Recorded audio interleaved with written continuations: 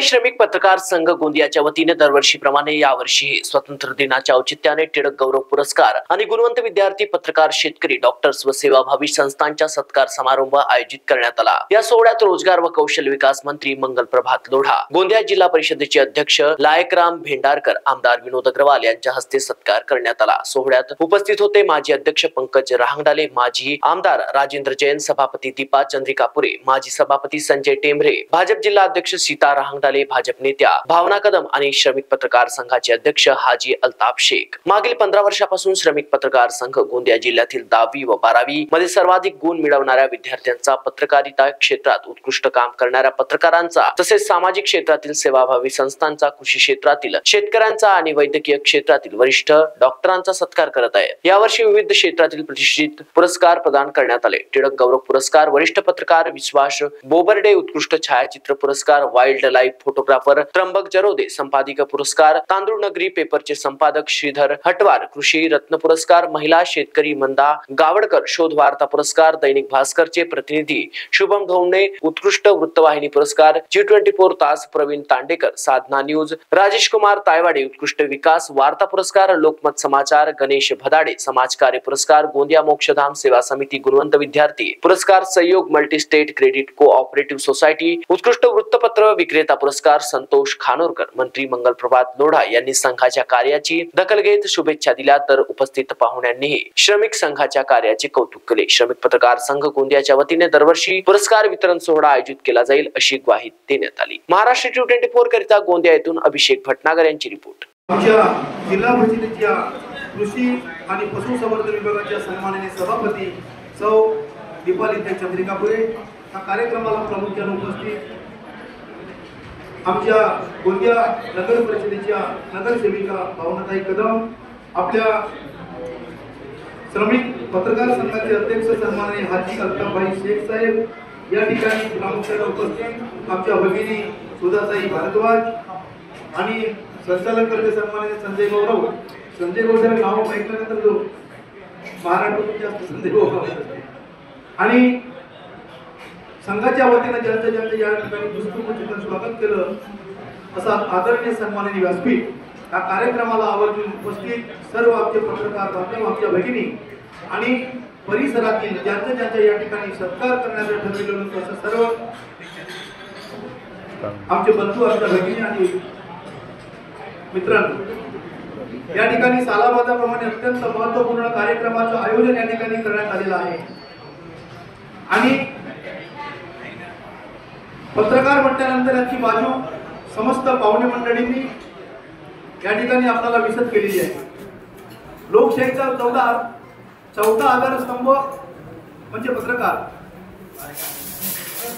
आमच्या देशातील, महाराष्ट्रातील आणि जिल्ह्यातील शेवटच्या टोकाला जे काही घडतं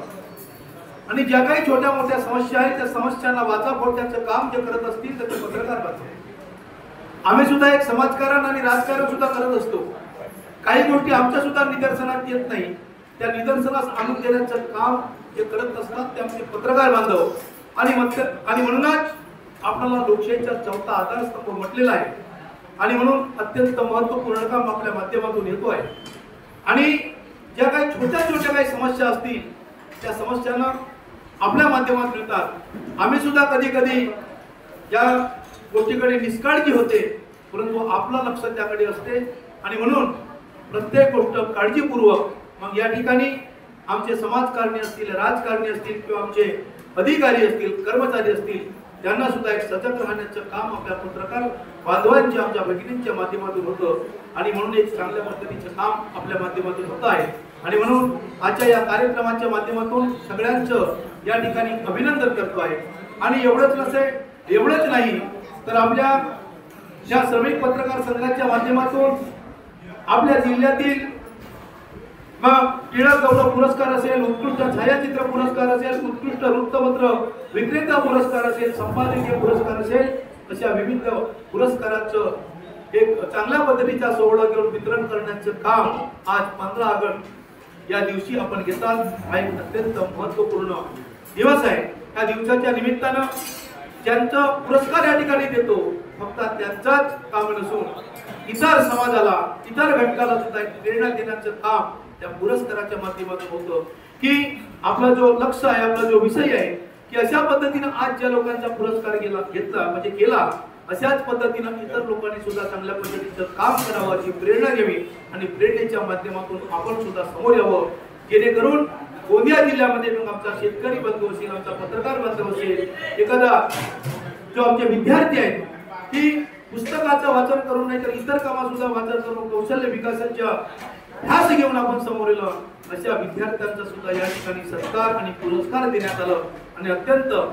कौतुकास्पद काम आपल्या माध्यमातून होत आहे आणि म्हणून आपल्या सर्वांच्या ठिकाणी किती कौतुक केलं तरी कमी आहे. अशाच पद्धतीचं काम आपण सातत्यानं करत राहावं अशी आजच्या प्रसंगी आपल्याकडून या ठिकाणी अपेक्षा व्यक्त करतो आणि सन्माननीय आमच्या पंकज भाऊनी इच्छा व्यक्त केली, याचं लक्ष आमचं सातत्यानं आहे. आमच्याच नाही तर आमच्या महाराष्ट्राचं